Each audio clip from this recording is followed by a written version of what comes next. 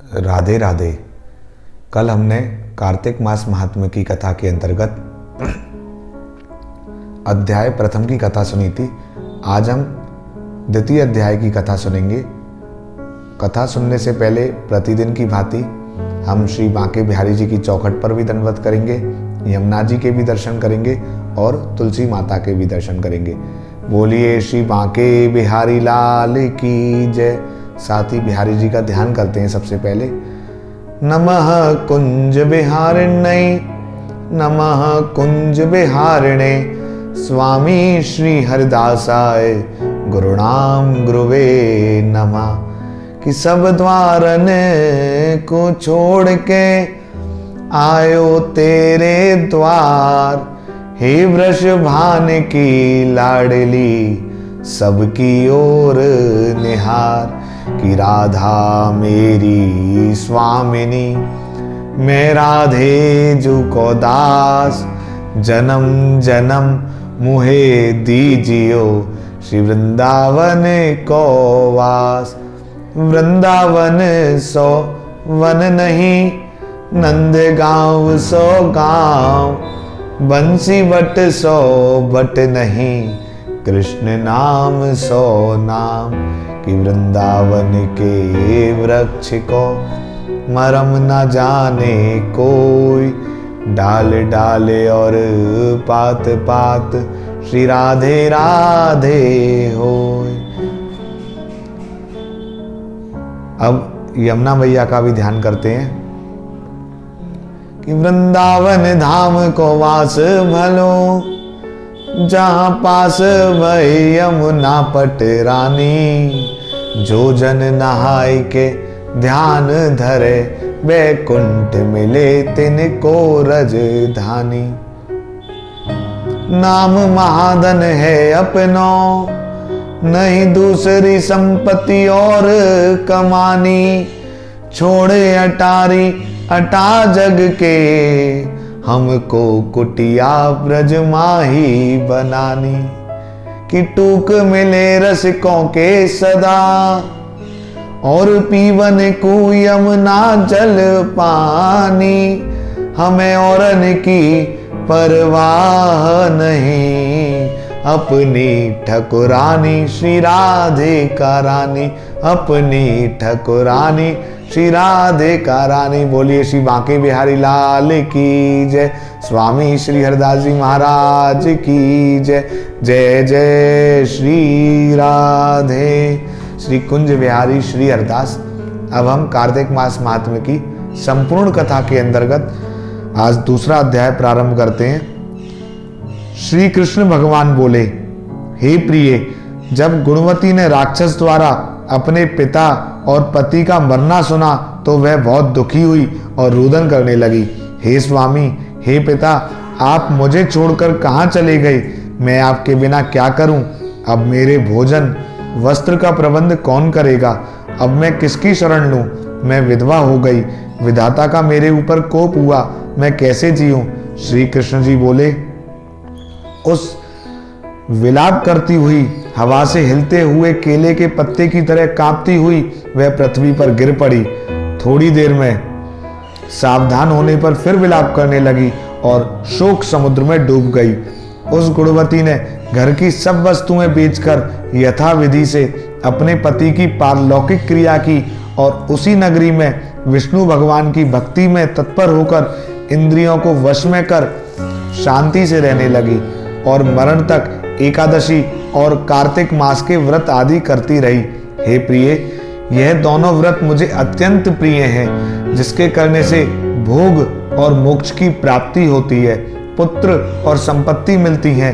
कार्तिक की तुला राशि पर सूर्य निकलने पर महापापी भी यदि स्नान करते हैं तो वे भी मुक्ति को प्राप्त होते हैं। जो मनुष्य स्नान, जागरण, दीपदान और तुलसी का पालन करते हैं वे विष्णु के रूप हैं। विष्णु भगवान के मंदिर में झाड़ना, सतिया काटना तथा विष्णु भगवान की पूजा आदि का कार्य जो मनुष्य करते हैं वह जीवन मुक्त होते हैं। इस प्रकार वह गुणवती हर एक वर्ष कार्तिक व्रत और विष्णु भगवान का नित्य ही पूजन करती रही। एक समय वृद्धावस्था के कारण दुर्बल होने से, रोग एवं ज्वर से पीड़ित होने पर भी गंगा स्नान को गई। ज्यों ही पानी में उतरी तो बहुत ठंडा पानी होने के कारण उसको कपकपाने लगी। उसी समय गुणवती ने आकाश से आता हुआ विमान देखा। शंख, चक्र, गदा, पद्म आदि आयुधों को लिए हुए विष्णु के रूप धारण करने वाले पार्षद गरुड़ की ध्वजा वाले अप्सराओं से युक्त ऐसे विमान में बिठाकर वैकुंठ को ले गए। प्रदीप्त अग्नि के समान कीर्ति वाली गुणवती विमान में बैठी और कार्तिक व्रत के प्रभाव से मेरे पास आ गई। जब ब्रह्मादि देवताओं की प्रार्थना से मैं पृथ्वी पर आया तब वे गण भी मेरे साथ आए। हे भामिनी, यह सब यादव मेरे गण हैं और तुम्हारे पिता देव शर्मा भी इस जन्म में सत्राजित हुए और तुम्हारे पति चंद्र शर्मा इस जन्म में अक्रूर हैं। और हे देवी, तुम वही गुणवती हो जो कार्तिक के स्नान के प्रभाव से मेरे लिए अत्यंत प्रिय हो। तुमने तो मेरे मन मंदिर के सामने तुलसी का बगीचा लगाया, उसी से यह कल्प वृक्ष तुम्हारे आंगन में है।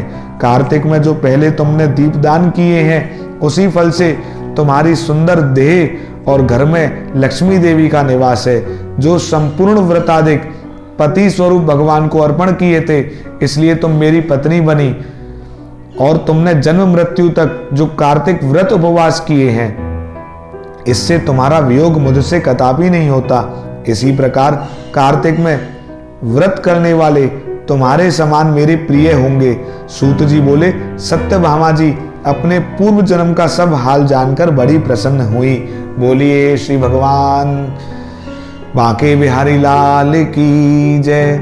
स्वामी श्री हरदास जी महाराज की जय। आज हमने कार्तिक मास महात्म्य के दूसरे अध्याय का श्रवण किया है और हम बांके बिहारी जी से यही विनती करते हैं कि हमारा कार्तिक मास सफल हो और हमको भी श्री बांके बिहारी जी की अटल भक्ति मिले।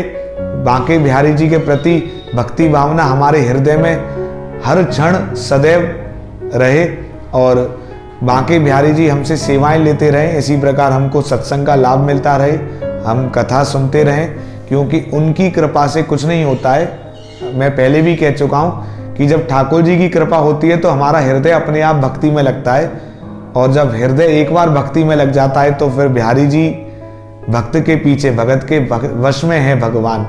फिर बिहारी जी भी उस भक्त को अपना सब कुछ न्यौछावर कर देते हैं। और ठाकुर जी को तो राधा नाम बहुत प्रिय ही है, इसलिए हम सबसे पहले राधा जी का भी ध्यान करते हैं। और एक बार और मैं श्री राधा जी का ध्यान करते हुए एक सवैया और सुनाऊंगा कि श्री राधा राधा रटो त्याग जगत की आस, ब्रज बीथिन विसरत रहो कर वृंदावन वास।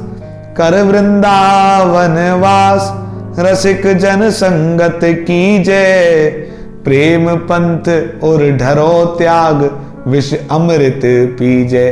कहे लाल बलवीर हो आनंद अगाधा, निश्चय करके चित्त कहो श्री राधा राधा। निश्चय करके चित्त कहो श्री राधा राधा। तो हम भी राधे राधे बोलते हैं और रसिक संत भी यही कहते हैं कि और देखो कार्तिक मास में तुलसी जी की सेवा, दीपदान, यमुना स्नान और कथा श्रवण, तो इस पद में भी वृंदावन कर वृंदावन वास, और वृंदावन तो तुलसी का वन है।